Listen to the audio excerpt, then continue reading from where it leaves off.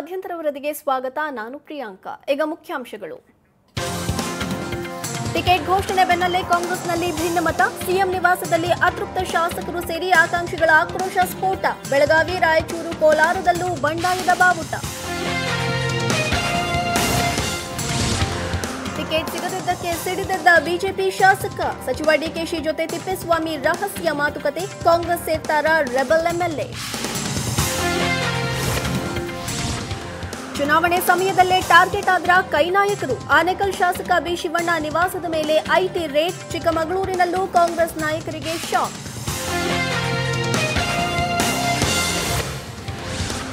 TRS ಬಳಿಕ ಜೆಡಿಎಸ್ಗೆ ಓವೈಸಿ ಸಾಥ್. ರಾಜ್ಯ ವಿಧಾನಸಭಾ ಚುನಾವಣೆಗೆ ಎಐಎಂಐಎಂ ಸಪೋರ್ಟ್. ಬಿಜೆಪಿಗೆ ಬ್ರೇಕ್ ಹಾಕಲು ಅಸಾದುದ್ದೀನ್ ಓವೈಸಿ ಪ್ಲಾನ್.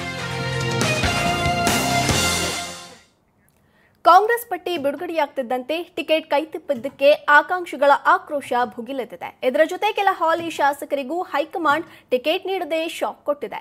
ಇದರಿಂದ ಹಾಲಿ ಶಾಸಕರು ಸಿಎಂ ಹಾಗೂ ವರಿಷ್ಠರ ವಿರುದ್ಧ ಬಂಡಾಯ ಎದ್ದಿದ್ದಾರೆ. ಮತ್ತೊಂದು ಕಡೆ ಬಿಜೆಪಿ ಟಿಕೆಟ್ ಕೈತಪ್ಪಿದ್ದಕ್ಕೆ ಶಾಸಕ ತಿಪ್ಪೇಸ್ವಾಮಿ ಕಾಂಗ್ರೆಸ್ ಸೇರುವ ಸಾಧ್ಯತೆ ಇದೆ.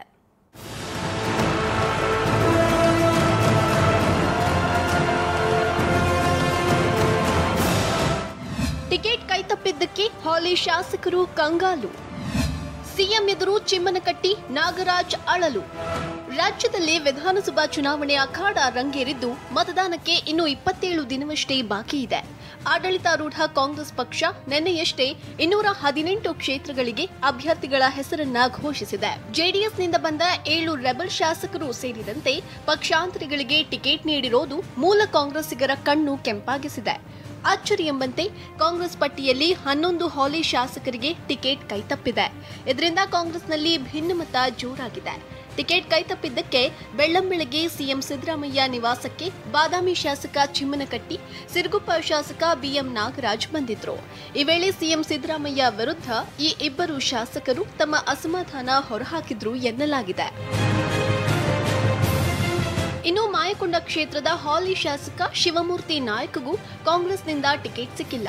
ಕೆಎಸ್ ಬಸವರಾಜ್ ಹೆಸರು ಘೋಷಿಸಿರೋದಕ್ಕೆ ಸಿಟ್ಟಾಗಿರೋ ಶಾಸಕ ಶಿವಮೂರ್ತಿ ನಾಯಕ್ ಸಿಎಂ ಸಿದ್ದರಾಮಯ್ಯ ಭೇಟಿಗೆ ಆಗಮಿಸಿದ್ರು. ತಿಪಟೂರು ಶಾಸಕ ಷಡಕ್ಷರಿಗೆ ಈ ಬಾರಿ ಟಿಕೆಟ್ ತಪ್ಪಿದ್ದಕ್ಕೆ ಸಿಎಂ ಸಿದ್ದರಾಮಯ್ಯ ಸೇರಿದಂತೆ ಕಾಂಗ್ರೆಸ್ ನಾಯಕರ ವಿರುದ್ಧ ಆಕ್ರೋಶ ಕಟ್ಟೆಯೊಡೆದಿದೆ. ತಮ್ಮ ನಿವಾಸದಲ್ಲಿ ಬೆಂಬಲಿಗರ ಸಭೆ ನಡೆಸಿದ್ರು. ಮತ್ತೊಂದು ಕಡೆ ಷಡಕ್ಷರಿಗೆ ಟಿಕೆಟ್ ಸಿಗದಿರುವುದಕ್ಕೆ ತಿಪಟೂರಿನಲ್ಲಿ ಬಂದ್ ವಾತಾವರಣ ನಿರ್ಮಾಣವಾಗಿದೆ. ಮಂಡ್ಯದ ಶ್ರೀರಂಗಪಟ್ಟಣ ವಿಧಾನಸಭಾ ಕ್ಷೇತ್ರದಲ್ಲಿಯೂ ಆಕ್ರೋಶ ವ್ಯಕ್ತವಾಗಿದೆ. ರಮೇಶ್ ಬಾಬು ಬಂಡೆಸಿದ್ದೇಗೌಡಗೆ ಟಿಕೆಟ್ ನೀಡಿರುವುದಕ್ಕೆ ಭಾಸ್ಕರ್ ಗೌಡ, ಪುಟ್ಟೇಗೌಡ ಹಾಗೂ ಪಾಲಹಳ್ಳಿ ಚಂದ್ರಶೇಖರ್ ಸಿಡಿದೆದ್ದಿದ್ದಾರೆ. ಇನ್ನು ಜೆಡಿಎಸ್ನಿಂದ ಬಂದಿರುವ ನಾಗರಾಜ್ಗೆ ಟಿಕೆಟ್ ನೀಡಿರುವುದಕ್ಕೆ ಟಿಕೆಟ್ ವಂಚಿತ ತರೀಕೆರೆ ಶಾಸಕ ಶ್ರೀನಿವಾಸ್ ಸಿಟ್ಟಾಗಿದ್ದಾರೆ. ಚಿಕ್ಕಮಗಳೂರಿನಲ್ಲೂ ಕಾಂಗ್ರೆಸ್ಗೆ ಬಂಡಾಯದ ಬಿಸಿ ತಟ್ಟಿದೆ.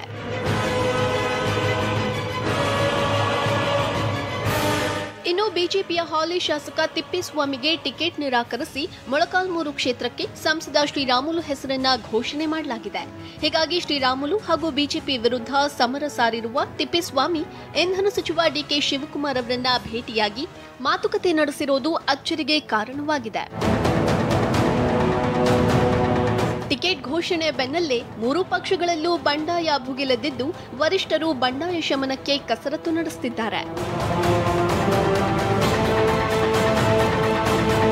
ಬ್ಯೂರೋ ರಿಪೋರ್ಟ್, ಸರಳ ಜೀವನ.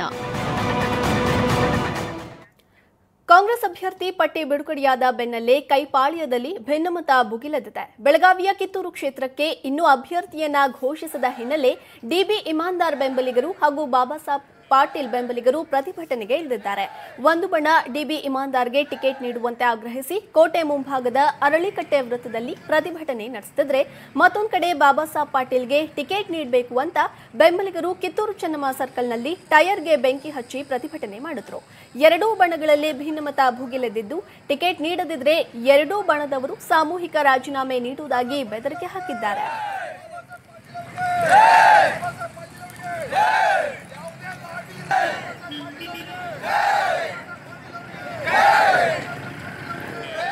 ಮತ್ತೊಂದೆಡೆ ರಾಯಚೂರು ನಗರಕ್ಕೂ ಟಿಕೆಟ್ ಘೋಷಣೆಯಾಗದ ಹಿನ್ನೆಲೆ ಸೈಯದ್ ಯಾಸಿನ್ಗೆ ಟಿಕೆಟ್ ನೀಡುವಂತೆ ಆಗ್ರಹಿಸಿ ಬೆಂಬಲಿಗರು ಕಾಂಗ್ರೆಸ್ ಕಚೇರಿ ಎದುರು ಟೈರ್ಗೆ ಬೆಂಕಿ ಹಚ್ಚಿ ಪ್ರತಿಭಟನೆ ನಡೆಸಿದ್ರು. ಮತ್ತೊಂದು ಕಡೆ ಕಾಂಗ್ರೆಸ್ ಕಚೇರಿ ಮುಂದೆ ಹಾಲಿ ವಿಧಾನ ಪರಿಷತ್ ಸದಸ್ಯ ಎನ್ಎನ್ ಬೋಸರಾಜ್ ಬೆಂಬಲಿಗರು ಪ್ರತಿಭಟನೆ ನಡೆಸಿದ್ರು.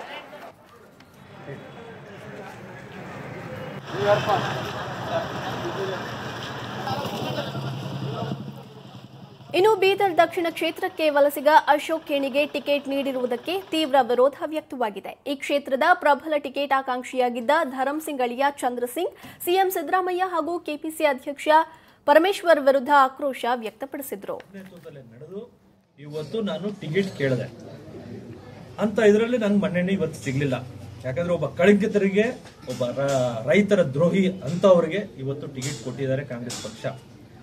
ಇವತ್ತು ನಾನು ಟಿಕೆಟ್ ಕೇಳೋಗುವಾಗ ನಮ್ಗೆ ಸಿದ್ದರಾಮಯ್ಯ ಸಾಹೇಬ್ರಾಗ್ಲಿ, ಪರಮೇಶ್ವರ್ ಸಾಹೇಬ್ರಾಗ್ಲಿ ನಾನು ಏನ್ ಕೆಲಸ ಮಾಡಿದ್ದೀನಿ 5 ನಿಮಿಷ ಕೇಳೋದಕ್ಕೂ ಅವ್ರಿಗೂ ಪುರ್ಸೋದು ಟೈಮ್ ಇರಲಿಲ್ಲ. ನೋಡೋಣ, ನನ್ನಂತೂ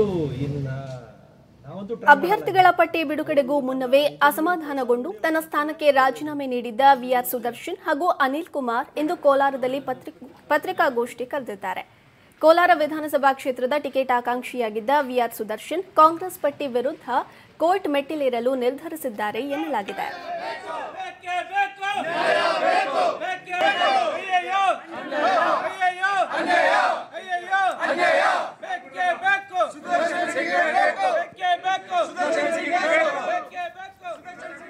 ತಿಪಟೂರಿನಲ್ಲಿ ಶಾಸಕ ಷಡಕ್ಷರಿಗೆ ಟಿಕೆಟ್ ಕೈತಪ್ಪಿದ್ದಕ್ಕೆ ಷಡಕ್ಷರಿ ಬೆಂಬಲಿಗರು ತೀವ್ರ ಆಕ್ರೋಶ ವ್ಯಕ್ತಪಡಿಸಿದ್ದಾರೆ. ಮೈಮೇಲೆ ಸೀಮೆ ಎಣ್ಣೆ ಸುರಿದುಕೊಂಡು ರಾಜ್ಯ ಸರ್ಕಾರದ ವಿರುದ್ಧ ನೂರಾರು ಬೆಂಬಲಿಗರು ಘೋಷಣೆಗಳನ್ನು ಕೂಗಿ ರಸ್ತೆ ತಡೆದು ಪ್ರತಿಭಟನೆ ನಡೆಸಿದ್ರು.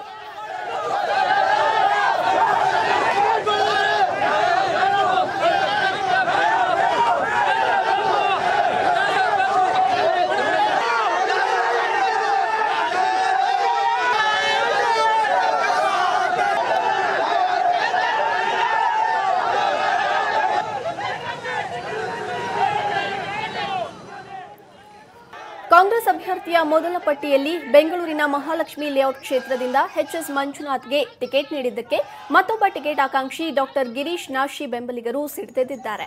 ಬೆಂಗಳೂರಿನ ಕೆಪಿಸಿಸಿ ಕಚೇರಿ ಎದುರು ಗಿರೀಶ್ ಬೆಂಬಲಿಗರು ಕಾಂಗ್ರೆಸ್ ಮುಖಂಡರು ಟಿಕೆಟ್ ಮಾರಿಕೊಂಡಿದ್ದಾರೆ ಅಂತ ಆಕ್ರೋಶ ವ್ಯಕ್ತಪಡಿಸಿದ್ರು.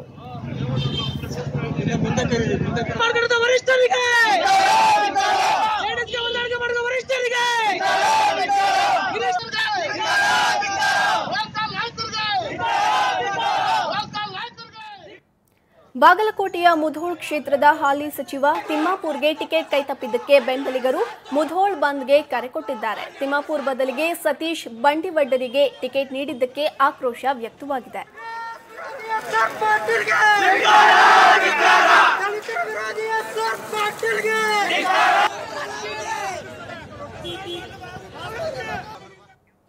ಚಿಕ್ಕಮಗಳೂರು ವಿಧಾನಸಭಾ ಕ್ಷೇತ್ರದಲ್ಲಿ ವಲಸಿಗರಿಗೆ ಟಿಕೆಟ್ ನೀಡಿರುವುದಕ್ಕೆ ಪಕ್ಷದ ಕಾರ್ಯಕರ್ತರು ಕಾಂಗ್ರೆಸ್ ವಿರುದ್ಧ ಕಿಡಿಕಾರಿದ್ದಾರೆ. ಟಿಕೆಟ್ ಆಕಾಂಕ್ಷಿ ಶಾಂತೇಗೌಡರಿಗೆ ಟಿಕೆಟ್ ಕೈತಪ್ಪಿದ್ದು ಶಾಂತೇಗೌಡ ಬೆಂಬಲಿಗರು ಕಾಂಗ್ರೆಸ್ ಕಚೇರಿ ಎದುರು ಧರಣಿ ನಡೆಸಿ ಆಕ್ರೋಶ ವ್ಯಕ್ತಪಡಿಸಿದರು.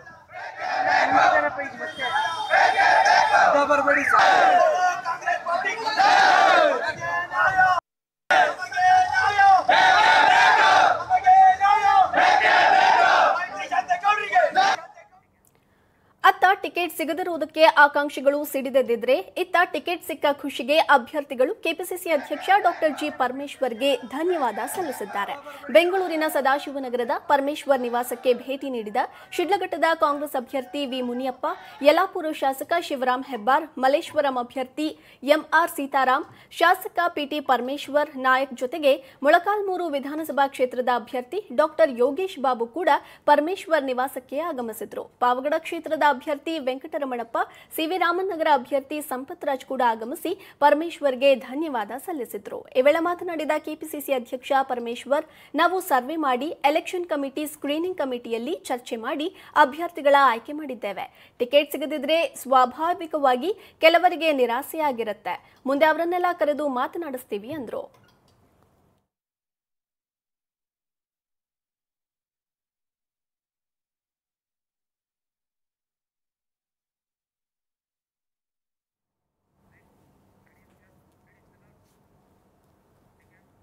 ಮತ್ತಷ್ಟು ಸುದ್ದಿ ಬ್ರೇಕ್ ಆದ್ಮೇಲೆ.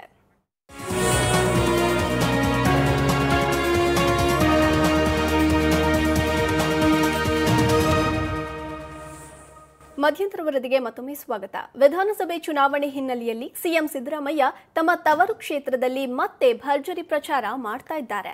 ಚಾಮುಂಡೇಶ್ವರಿ ಕ್ಷೇತ್ರಕ್ಕೆ ಭೇಟಿ ನೀಡಿರುವ ಸಿಎಂ ಸಿದ್ದರಾಮಯ್ಯ ಇಂದು ಮತ್ತು ನಾಳೆ ಕ್ಷೇತ್ರದ 18 ಹಳ್ಳಿಗಳಿಗೆ ತೆರಳಿ ಮತಯಾಚನೆ ಮಾಡಲಿದ್ದಾರೆ.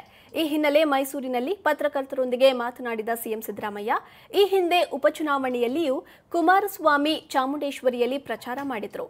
ಆದರೆ ಗೆದ್ದಿದ್ದು ಮಾತ್ರ ನಾನೇ. ಈ ಬಾರಿಯೂ ನಾನೇ ಗೆಲ್ತೇನೆ ಅಂತ ವಿಶ್ವಾಸ ವ್ಯಕ್ತಪಡಿಸಿದ್ರು.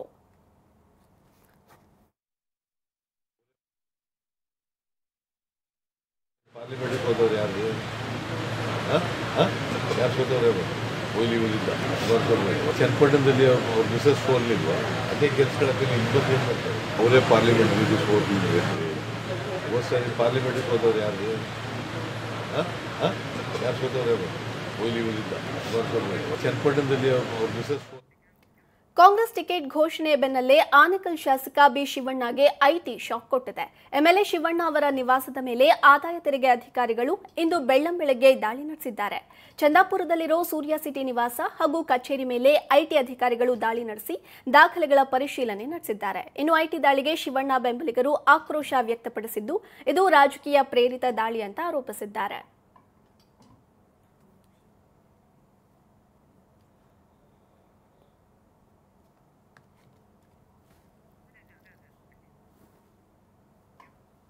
ಇನ್ನು ಚಿಕ್ಕಮಗಳೂರು ಜಿಲ್ಲೆಯ ಕೊಪ್ಪದಲ್ಲಿರುವ ಕಾಂಗ್ರೆಸ್ ಮುಖಂಡರ ಮನೆಯ ಮೇಲೆ ಐಟಿ ದಾಳಿ ನಡೆದಿದೆ. ವಕೀಲ ಸುಧೀರ್ ಕುಮಾರ್, ಪ್ರಚಾರ ಸಮಿತಿ ಅಧ್ಯಕ್ಷ ಜಾನ್ ಸತೀಶ್, ಸುಬ್ರಹ್ಮಣ್ಯ ಹಾಗೂ ಕುಕ್ಕುಡಿಗೆ ರವೀಂದ್ರ ಅವರ ಮೇಲೆ ಐಟಿ ದಾಳಿ ನಡೆದಿದ್ದು, ಅಧಿಕಾರಿಗಳು ಪರಿಶೀಲನೆ ನಡೆಸುತ್ತಿದ್ದಾರೆ.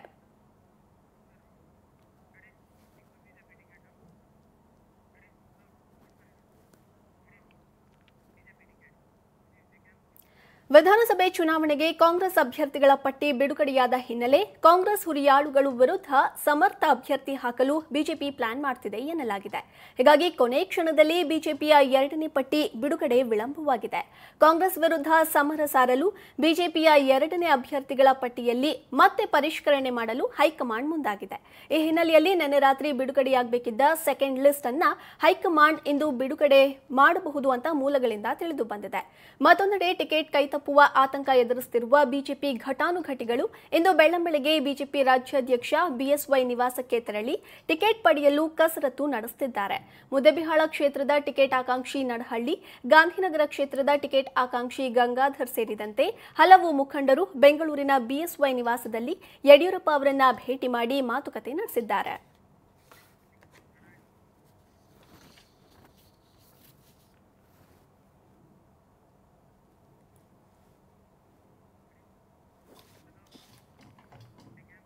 ವಿಜಯಪುರದ ಮುದ್ದೇಬಿಹಾಳ ವಿಧಾನಸಭಾ ಕ್ಷೇತ್ರದ ಬಿಜೆಪಿ ಅಭ್ಯರ್ಥಿ ಎಎಸ್ ಪಾಟೀಲ್ ನಡಹಳ್ಳಿ ಇದೀಗ ತನ್ನ ಪತ್ನಿಗೆ ಟಿಕೆಟ್ ನೀಡುವಂತೆ ದುಂಬಾಲು ಬಿದ್ದಿದ್ದಾರೆ. ಬೆಂಗಳೂರಿನ ಬಿಎಸ್ವೈ ನಿವಾಸಕ್ಕೆ ಭೇಟಿ ನೀಡಿದ ನಡಹಳ್ಳಿ, ದೇವರ ಹಿಪ್ಪರಗಿ ಕ್ಷೇತ್ರದಿಂದ ತಮ್ಮ ಪತ್ನಿ ಮಹಾದೇವಿ ಪಾಟೀಲ್ಗೆ ಟಿಕೆಟ್ ನೀಡುವಂತೆ ಬಿಎಸ್ವೈ ಬಳಿ ಮನವಿ ಮಾಡಿರುವುದಾಗಿ ತಿಳಿದು ಬಂದಿದೆ. ಇಂದು ಅಥವಾ ನಾಳೆ ಬಿಜೆಪಿ 2ನೇ ಪಟ್ಟಿ ಬಿಡುಗಡೆಯಾಗುವ ಸಾಧ್ಯತೆಗಳಿದ್ದು, 2ನೇ ಪಟ್ಟಿಯಲ್ಲಿ ದೇವರ ಹಿಪ್ಪರಗಿ ಕ್ಷೇತ್ರದಿಂದ ಪತ್ನಿಗೆ ಟಿಕೆಟ್ ಕೊಡಿಸಲು ನಡಹಳ್ಳಿ ಕಸರತ್ತು ನಡೆಸುತ್ತಿದ್ದಾರೆ.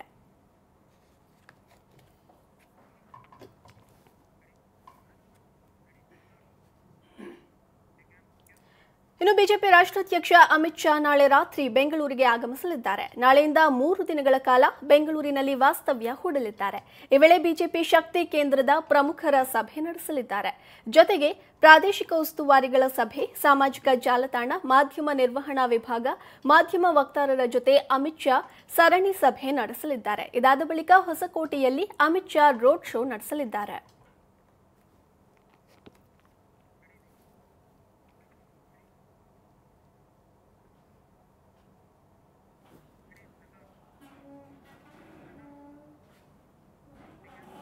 ಹೈದರಾಬಾದ್ ಸಂಸದ ಅಸಾದುದ್ದೀನ್ ಓವೈಸಿ ನೇತೃತ್ವದ ಎಐಎಂಐಎ ಪಕ್ಷ ರಾಜ್ಯದ ವಿಧಾನಸಭಾ ಚುನಾವಣೆಯಲ್ಲಿ ಜೆಡಿಎಸ್ ಬೆಂಬಲಿಸಲು ನಿರ್ಧರಿಸಿದೆ. ಕರ್ನಾಟಕ ಅಸೆಂಬ್ಲಿ ಎಲೆಕ್ಷನ್ನಲ್ಲಿ ನಮ್ಮ ಪಕ್ಷ ಸ್ಪರ್ಧಿಸುವುದಿಲ್ಲ, ಹಾಗಾಗಿ ಜೆಡಿಎಸ್ ಪಕ್ಷವನ್ನ ನಾವು ಬೆಂಬಲಿಸ್ತೀವಿ ಅಂತ ಅಸಾದುದ್ದೀನ್ ಓವೈಸಿ ಘೋಷಿಸಿದ್ದಾರೆ. ಎಚ್ಡಿ ಕುಮಾರಸ್ವಾಮಿ ಸಿಎಂ ಆಗಬೇಕೆಂದು ರಾಜ್ಯದ ಹಾಗೂ ದೇಶದ ಜನರ ಬಯಕೆಯಾಗಿದೆ ಅಂತ ಓವೈಸಿ ಹೇಳಿದ್ದಾರೆ. ಬಿಜೆಪಿ ಓಟಕ್ಕೆ ತಡೆ ನೀಡುವಷ್ಟು ಕಾಂಗ್ರೆಸ್ ಪ್ರಬಲವಾಗಿಲ್ಲ ಅಂತ ಹೇಳಿಕೆ ನೀಡಿದ್ದಾರೆ. किसी दीवाने के पास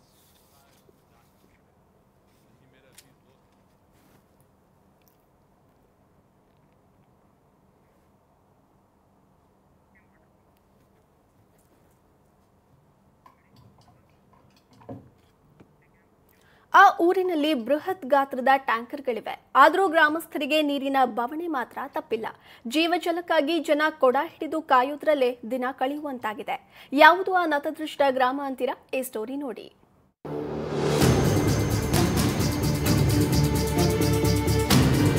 ಬಿಸಿಲ ಧಗೆಗೆ ಹೊರಗಡೆ ಕಾಲಿಡೋದೇ ಕಷ್ಟ.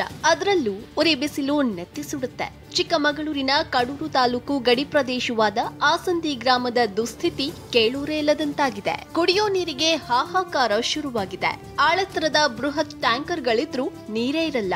ಹೀಗಾಗಿ ಗ್ರಾಮಸ್ಥರಿಗೆ ನಿತ್ಯ ಗೋಳು ಮಾತ್ರ ತಪ್ಪಿಲ್ಲ. ನಿಂತ್ಕೋಬೇಕು, ಹಂಗಾಗಿ ನೀರಿಂದ ತೊಂದರೆ ಆಗ್ತಿರೋದು. ವಾರಕ್ಕೊಂದ್ಸರಿಯ 4 ದಿವಸ 5 ದಿವಸಕ್ಕೆ ಹಿಂಗೆಲ್ಲ ಬರುತ್ತೆ. 3 ವರ್ಷದಿಂದ ಸತತ ಬರಗಾಲ ಕಾಡುತ್ತಿದ್ದು ನೀರಿನ ಆಸರೆಗಳೇ ಬತ್ತಿ ಹೋಗಿವೆ. ಈ ಗ್ರಾಮದಲ್ಲಿ 1000ಕ್ಕೂ ಹೆಚ್ಚು ಜನಸಂಖ್ಯೆ ಇದ್ದು ನೀರಿಗಾಗಿ ಗಂಟೆಗಟ್ಟಲೆ ಕಾಯೋ ದುಸ್ಥಿತಿ. ವಾರಕ್ಕೊಮ್ಮೆ ಆಸಂದಿ ಗ್ರಾಮಕ್ಕೆ ನೀರು ಪೂರೈಕೆಯಾಗ್ತದೆ. ಆದ್ರೆ ವಾರಕ್ಕೊಮ್ಮೆ ಬರೋ ನೀರಿಗಾಗಿ ಜನ ಗಂಟೆಗಟ್ಟಲೆ ಕಾಯಬೇಕು. ವಾರಕ್ಕೊಂದ ದಿವಸ ನೀರು ಬಿಡೋದು. ಅದು ಏನು ಕರೆಂಟ್ ಇದ್ರೆ ನೀರು ಹತ್ತಲ್ಲ ಅಂತಾರೆ, ನೀರಿಸ್ತಾರೆ. ಅವ್ರ ತಾನೇ ಏನ್ ಮಾಡೋದು? ನೀರಿಲ್ಲ ಆಗಲ್ಲ. ಕಳೆದ ವರ್ಷ ಹಣ ಪಾವತಿಸದ ಕಾರಣ ಟ್ಯಾಂಕರ್ಗಳಲ್ಲಿ ನೀರು ಸರಬರಾಜು ಮಾಡಲು ಯಾರೂ ಮುಂದೆ ಬರ್ತಿಲ್ಲ. ಚುನಾವಣೆ ಹಿನ್ನೆಲೆಯಲ್ಲಿ ನೀರು ಪೂರೈಕೆಗೆ ನೀತಿ ಸಂಹಿತೆಯೂ ಅಡ್ಡಿಯಾಗಿದೆ.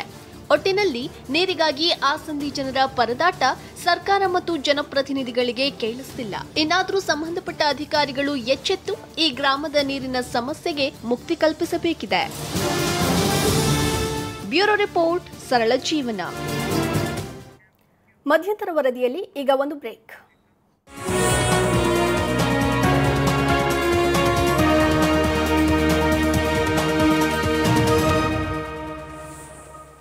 ಮಧ್ಯಂತರ ವರದಿಗೆ ಮತ್ತೊಮ್ಮೆ ಸ್ವಾಗತ.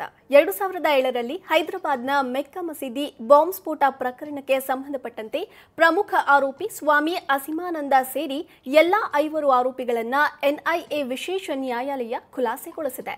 ಪೂರಕ ಸಾಕ್ಷ್ಯಾಧಾರಗಳ ಕೊರತೆ ಹಿನ್ನೆಲೆಯಲ್ಲಿ ನ್ಯಾಯಾಲಯ ಖುಲಾಸೆಗೊಳಿಸಿದ್ದು ಹಸೀಮಾನಂದ ಸ್ವಾಮಿ ನಿಟ್ಟುಸಿರು ಬಿಟ್ಟಿದ್ದಾರೆ. 2007ರ ಮೇ 18ರಂದು ಹೈದರಾಬಾದ್ನ ಐತಿಹಾಸಿಕ ಮೆಕ್ಕಾ ಮಸೀದಿಯಲ್ಲಿ ಸಂಭವಿಸಿದ ಬಾಂಬ್ ಸ್ಫೋಟದಲ್ಲಿ ಒಟ್ಟು 8 ಮಂದಿ ಮೃತಪಟ್ಟಿದ್ರು.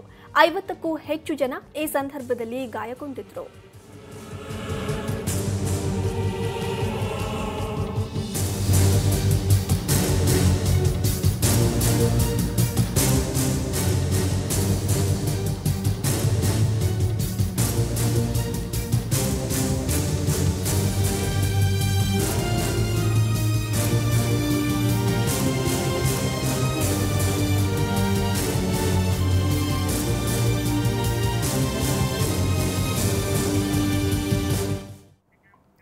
ಜಮ್ಮು ಕಾಶ್ಮೀರದಲ್ಲಿ ಬಾಲಕಿ ಆಸಿಫಾ ಮೇಲೆ ನಡೆದ ಅತ್ಯಾಚಾರ ಮತ್ತು ಕೊಲೆ ಪ್ರಕರಣ ಅಂತಾರಾಷ್ಟ್ರೀಯ ಮಟ್ಟದಲ್ಲಿ ಆಕ್ರೋಶ ವ್ಯಕ್ತವಾಗಿದೆ.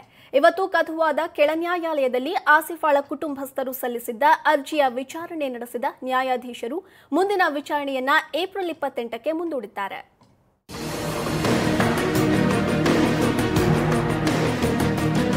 ಕಾಶ್ಮೀರದ ಕಥುವಾದಲ್ಲಿ ನಡೆದ 8 ವರ್ಷದ ಬಾಲಕಿ ಆಸಿಫಾಳ ಬರ್ಬರ ಅತ್ಯಾಚಾರ ಮತ್ತು ಕೊಲೆ ಕೇಸ್ ದೇಶಾದ್ಯಂತ ತಲ್ಲಣ ಸೃಷ್ಟಿಸಿದೆ. ಜಸ್ಟಿಸ್ ಫಾರ್ ಆಸಿಫಾ ಹೆಸರಲ್ಲಿ ಪ್ರತಿಭಟನೆಗಳು ನಡೆದಿದೆ. ಆರೋಪಿಗಳಿಗೆ ಗಲ್ಲು ಶಿಕ್ಷೆ ವಿಧಿಸಬೇಕು ಎಂಬ ಕೂಗು ಭುಗಿಲೆದ್ದಿದೆ. ಈ ಪ್ರಕರಣ ಸಂಬಂಧ ಆಸಿಫಾಳ ಪೋಷಕರು ಸಲ್ಲಿಸಿರುವ ಅರ್ಜಿಯ ವಿಚಾರಣೆ ಇಂದು ಕಥುವಾದ ಜಿಲ್ಲಾ ನ್ಯಾಯಾಲಯದಲ್ಲಿ ನಡೆಯಿತು.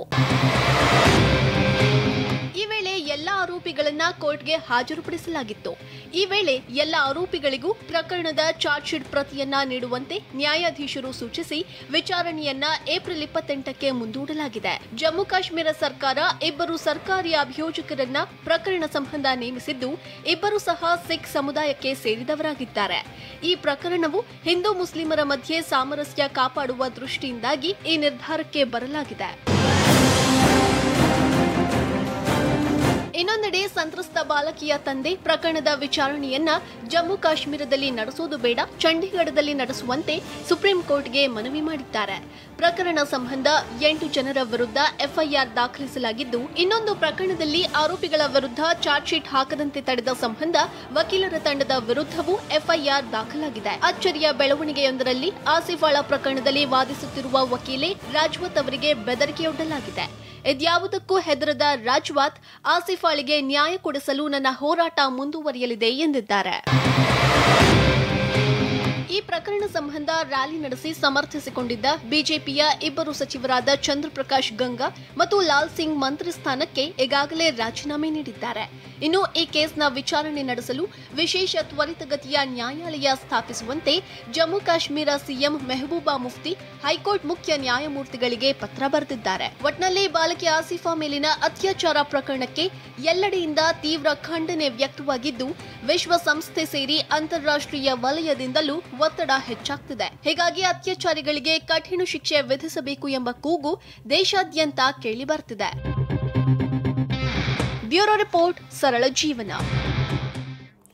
ಆಂಧ್ರಪ್ರದೇಶಕ್ಕೆ ಪ್ರತ್ಯೇಕ ಸ್ಥಾನಮಾನ ನೀಡಬೇಕು ಅಂತ ಆಗ್ರಹಿಸಿ ಇಂದು ಆಂಧ್ರದಾದ್ಯಂತ ಒಂದು ದಿನದ ಬಂದ್ಗೆ ಕರೆ ನೀಡಲಾಗಿದೆ. ಎಲ್ಲೆಡೆ ಜನಜೀವನ ಸ್ತಬ್ಧವಾಗಿದೆ. ವೈಎಸ್ಆರ್ಪಿ, ಜನಸೇನಾ, ಕಾಂಗ್ರೆಸ್ ಎಡಪಕ್ಷಗಳು ಬಂದ್ಗೆ ಬೆಂಬಲವನ್ನ ಸೂಚಿಸಿದ್ದಾವೆ. ಅಂಗಡಿ ಮುಂಗಟ್ಟುಗಳು ಕೂಡ ಮುಚ್ಚಿರುವಂಥದ್ದು. ಎಡಪಕ್ಷಗಳು ವಿಜಯವಾಡದ ರಾಷ್ಟ್ರೀಯ ಹೆದ್ದಾರಿ, ಕೋಲ್ಕತ್ತಾ ಹಾಗೂ ಚೆನ್ನೈ ಸಂಪರ್ಕಿಸುವ ರಸ್ತೆಗಳನ್ನು ತಡೆದು ಪ್ರತಿಭಟನೆಯನ್ನ ನಡೆಸುತ್ತಿದ್ದಾರೆ. ಕೇಂದ್ರ ಸರ್ಕಾರದ ವಿರುದ್ಧ ಘೋಷಣೆಗಳನ್ನು ಕೂಗಿ ಆಕ್ರೋಶ ವ್ಯಕ್ತಪಡಿಸಿವೆ.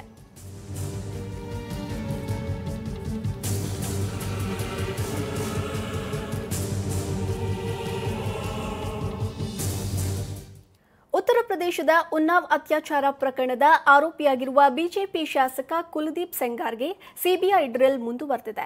ದೆಹಲಿಯ ಸಿಬಿಐ ಕಚೇರಿಯಲ್ಲಿ ಅಧಿಕಾರಿಗಳು ಶಾಸಕ ಸೆಂಗಾರ್ಗೆ ತೀವ್ರ ವಿಚಾರಣೆ ನಡೆಸುತ್ತಿದ್ದಾರೆ. ಇನ್ನೊಂದು ಕಡೆ ಶಾಸಕರ ಆಪ್ತೆ ಶಶಿ ಸಿಂಗ್ ಅವರನ್ನ ಸಿಬಿಐ ವಿಶೇಷ ನ್ಯಾಯಾಲಯದ ನ್ಯಾಯಮೂರ್ತಿ ಸುನೀಲ್ ಕುಮಾರ್ ಅವರು 4 ದಿನಗಳ ಸಿಬಿಐ ಕಸ್ಟಡಿಗೆ ವಹಿಸಿದ್ದಾರೆ.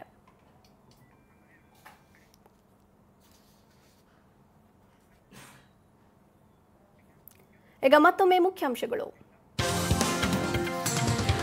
ಟಿಕೆಟ್ ಘೋಷಣೆ ಬೆನ್ನಲ್ಲೇ ಕಾಂಗ್ರೆಸ್ನಲ್ಲಿ ಭಿನ್ನಮತ. ಸಿಎಂ ನಿವಾಸದಲ್ಲಿ ಅತೃಪ್ತ ಶಾಸಕರು ಸೇರಿ ಆಕಾಂಕ್ಷಿಗಳ ಆಕ್ರೋಶ ಸ್ಫೋಟ. ಬೆಳಗಾವಿ, ರಾಯಚೂರು, ಕೋಲಾರದಲ್ಲೂ ಬಂಡಾಯದ ಬಾವುಟ. ಟಿಕೆಟ್ ಸಿಗದಿದ್ದಕ್ಕೆ ಸಿಡಿದದ್ದ ಬಿಜೆಪಿ ಶಾಸಕ. ಸಚಿವ ಡಿಕೆಶಿ ಜೊತೆ ತಿಪ್ಪೇಸ್ವಾಮಿ ರಹಸ್ಯ ಮಾತುಕತೆ. ಕಾಂಗ್ರೆಸ್ ಸೇರ್ತಾರ ರೆಬಲ್ ಎಂಎಲ್ಎ. ಚುನಾವಣೆ ಸಮಯದಲ್ಲೇ ಟಾರ್ಗೆಟ್ ಆದ್ರ ಕೈನಾಯಕರು. ಆನೇಕಲ್ ಶಾಸಕ ಬಿ ಶಿವಣ್ಣ ನಿವಾಸದ ಮೇಲೆ ಐಟಿ ರೇಡ್. ಚಿಕ್ಕಮಗಳೂರಿನಲ್ಲೂ ಕಾಂಗ್ರೆಸ್ ನಾಯಕರಿಗೆ ಶಾಕ್.